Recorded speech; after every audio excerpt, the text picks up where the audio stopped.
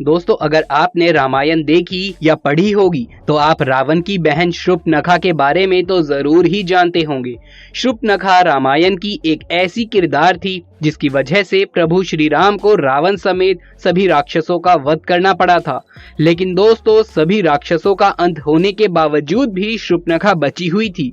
हालांकि रावण की मौत के बाद शूर्पणखा का क्या हुआ था, इस बात का कोई खास जिक्र रामायण में देखने को नहीं मिलता है। फिर भी कई इतिहासकारों का ये दावा है कि शूर्पणखा ने अपने भाई रावण की मौत के बाद इस्लाम धर्म की उत्पत्ति करी और मक्का मदीना को बसाने वाली शूर्पणखा ही थी। कई इतिहासकारों के मुताबिक तो ये भी बताया जाता है कि आज इस दुनिया में मौजूद सभी मुसलमान शूर्पणखा के ही वंशज हैं। दोस्तों, भले ही ये सारी बातें आपको एक कहानी की तरह लग रही हो, लेकिन आज की इस वीडियो में हम आपके सामने शूर्पणखा के कुछ ऐसे रहस्यों पर से पर्दा उठाने वाले हैं जिन्हें जानने के बाद आप भी दांतों तले उंगलियां दबा लेंगे। दोस्तों, रामायण के अनुसार हमें ये बताया जाता है कि जब रावण ने माता सीता का अपहरण किया था, तब भगवान श्री राम ने माता सीता को आजाद करने के लिए रावण समेत उनके पूरे वंश का नाश कर दिया था।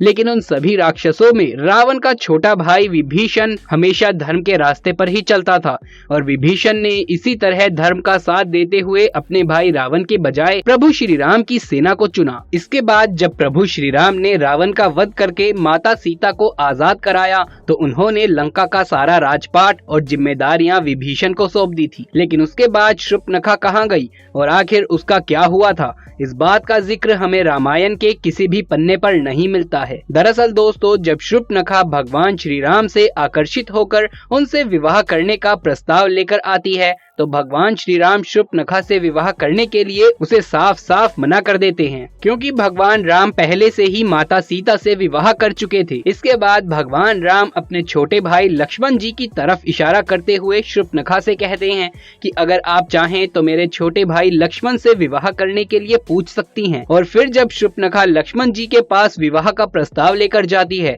तो लक्ष्मण जी भी शूर्पणखा के इस प्रस्ताव को ठुकरा देते हैं। जिसके बाद शूर्पणखा भगवान श्री राम के पास जाकर माता सीता को बुरा भला कहने लगती है और भगवान श्री राम को ये धमकी देती है कि अगर उन्होंने शूर्पणखा से विवाह नहीं किया तो वो माता सीता को मार देगी। इसके बाद जैसे ही शूर्पणखा माता सीता को मारने के लिए आगे बढ़ती है, तभी लक्ष्मण जी माता सीता का बचाव करते हुए शूर्पणखा की नाक काट देते हैं। इसके बाद शूर्पणखा जब अपनी कटी हुई नाक लेकर अपने भाई रावण के पास जाती है और उसे सारी की सारी बात बताती है, तो रावण अपनी बहन के इस अपमान को सुनकर बेहद क्रोधित हो जाता है और माता सीता का अपहरण कर लेता है और फिर भगवान राम रावण को मृत्यु दंड की सजा देते हैं। लेकिन दोस्तों, हमेशा से ही लोगों के जहन में ये सवाल बना हुआ है कि इसके बाद शूर्पणखा ने क्या किया। कई इतिहासकारों के मुताबिक ये बताया जाता है कि शूर्पणखा खुद को दुनिया की सबसे सुंदर स्त्री मानती थी और जब लक्ष्मण जी ने माता सीता के बचाव में उसकी नाक काट दी, तो वो अपने चेहरे को देखकर बहुत ही शर्म महसूस करती थी और नाक कटने के बाद वो हमेशा अपने चेहरे को एक काले कपड़े से छुपा कर रखती थी। शूर्पणखा को जब ये पता चला कि उसके सारे भाई प्रभु श्री राम के हाथों मारे जा चुके हैं, तो उसने दैत्य गुरु शुक्राचार्य के पास जाने का फैसला किया और वो वहां जाकर उन्हीं के आश्रम में रहने लगी। शूर्पणखा और शुक्राचार्य दोनों ही राक्षसों के वंश को आगे बढ़ाना चाहते थे, जिसके लिए शुक्राचार्य ने भगवान शिव की कठोर तपस्या करी। शुक्राचार्य की इस तपस्या से प्रसन्न होकर भगवान शिव ने उन्हें असुरों के अमर होने की बजाय वरदान के रूप में एक शिवलिंग दिया और ये भी बताया कि जिस दिन कोई भी वैष्णव यानी कि भगवान शिव का अवतार या फिर कोई ऐसा भक्त जो भगवान विष्णु को सच्चे दिल से मानता हो, अगर उसने इस शिवलिंग पर गंगा जल छिड़क दिया तो फिर उसी समय इस दुनिया से संपूर्ण राक्षस जाति का विनाश हो जाएगा। इसके बाद दैत्य गुरु शुक्राचार्य ने भगवान शिव के द्वारा दिए गए इस शिवलिंग को वैष्णव यानी कि हिंदुओं से दूर रखकर एक रेगिस्तान में स्थापित कर दिया, क्योंकि हिंदू धर्म का हर शख्स भगवान विष्णु को जरूर मानता है और अगर ऐसा कोई हिंदू उस शिवलिंग पर गंगा जल छिड़क देता तो दुनिया से संपूर्ण राक्षस जाति का अंत हो जाता। इसलिए शुक्राचार्य ने इस शिवलिंग को दूर ले जा करके एक रेगिस्तान के इलाके में में स्थापित कर दिया। और दोस्तों, रेगिस्तान में जिस जगह ये शिवलिंग स्थापित किया गया था, उस जगह को आज हम सब मक्का मदीना के नाम से जानते हैं। दोस्तों, भले ही ये सारी बातें सुनने के बाद आपको हजम ना हो रही हो, लेकिन आपने कई विवादों बयानों में ये जरूर सुना होगा कि प्राचीन काल में यहाँ पे मंकेश्वर महादेव का एक मंदिर हुआ करता था, जहाँ भगवान शिव का एक शिवलिंग स्थापित था। दोस्तों, ये वही शिवलिंग है जिसे भगवान शिव ने दैत्यों के गुरु शुक्राचार्य जी को दिया था, और इस शिवलिंग को दैत्य गुरु शुक्राचार्य ने हिंदुओं से छुपाने के लिए भारत से दूर सऊदी अरब के मक्का के रेगिस्तानी इलाके में स्थापित कर दिया था। शुक्राचार्य ने इस शिवलिंग को सऊदी अरब में इसीलिए स्थापित किया था क्योंकि उन्हें ऐसा लगता था कि ये बात कभी किसी हिंदू को नहीं पता चलेगी और इससे राक्षसों का वंश भी सुरक्षित रहकर आगे बढ़ता चला जाएगा। आपको बता दें कि दैत्य गुरु शुक्राचार्य ने इस शिवलिंग की सुरक्षा का काम शूर्पणखा को सौंप दिया था। उस समय शूर्पणखा हमेशा ही अपने चेहरे को कपड़े से ढककर रखा करती थी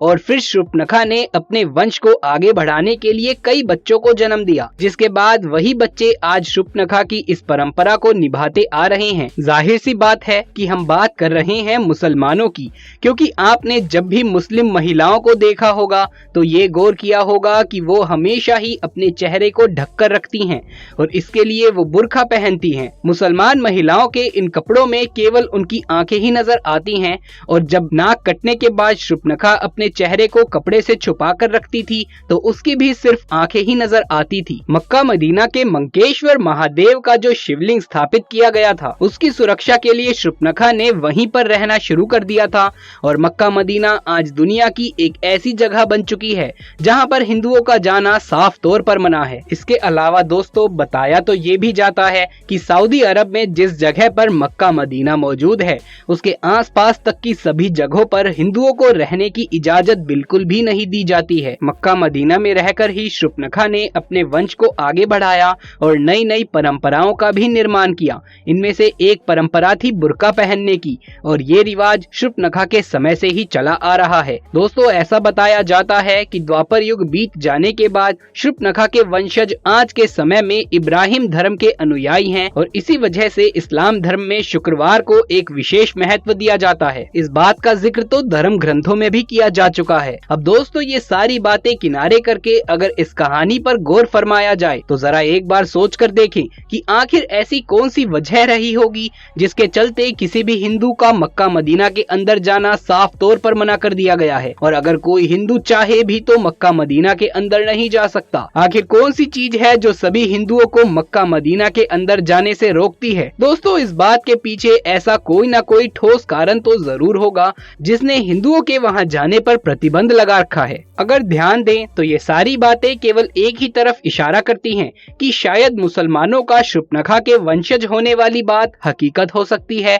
और सारे मुसलमान इस बात से डरते हैं कि अगर कोई हिंदू गलती से भी मक्का मदीना के अंदर चला गया और उसने इस शिवलिंग पर गंगा जल छिड़क दिया तो इस दुनिया से पूरे राक्षस जाति का अंत हो जाएगा। तो ये राक्षस कोई और नहीं बल्कि शूर्पणखा के वंशज ही हैं। भले ही ये सारी बातें आपको हैरान कर रही हों, लेकिन शायद ये सच भी हो सकती हैं क्योंकि इस दुनिया का सबसे पहला धर्म सनातन धर्म ही है। यानी कि इस दुनिया में मौजूद हर एक व्यक्ति सनातन धर्म से जरूर ताल्लुकात रखता है और हमारे ईश्वर भी सनातन धर्म से ही ताल्लुकात रखते थे। दोस्तों, ठीक ऐसे ही प्राचीन समय में भी हुआ करता था। कुछ लोग मिलकर अपने अलग अलग नियमों और परंपराओं को बना लिया करते थे और धीरे धीरे इसी तरह यही चीजें जातियों में तब्दील होती चली गई, जिससे आगे चलकर अनेकों धर्म की उत्पत्ति हुई। लेकिन दोस्तों, इस्लाम धर्म की हकीकत के बारे में इस सच पर आज भी कई हिंदुओं द्वारा सवाल उठाए जाते हैं कि आखिर उन्हें मक्का मदीना के अंदर क्यों नहीं जाने दिया जाता। वैसे दोस्तों, कमेंट करके बताएं कि आपको क्या लगता है, मक्का मदीना के बारे में कही जाने वाली सारी की सारी बातें सच हैं? क्या शूर्पणखा ने ही मक्का मदीना को बसाया था या फिर ये सब मात्र एक कल्पना है? अपनी राय हमें कमेंट बॉक्स में लिख करके जरूर से बताइएगा। यदि ये वीडियो पसंद आया हो तो इसे एक लाइक करके अपने दोस्तों और रिश्तेदारों में ज्यादा से ज्यादा शेयर कर दें। कमेंट बॉक्स में जय श्री राम, जय श्री कृष्ण, हर हर महादेव लिखना बिल्कुल भी ना भूलें। आगे भी ऐसे वीडियोस लगातार देखते रहने के लिए चैनल को सब्सक्राइब करके पास वाले बेल आइकन को भी दबा लीजिए। जल्द मुलाकात होगी आपसे किसी अगली वीडियो में, तब तक के लिए आप सभी का धन्यवाद।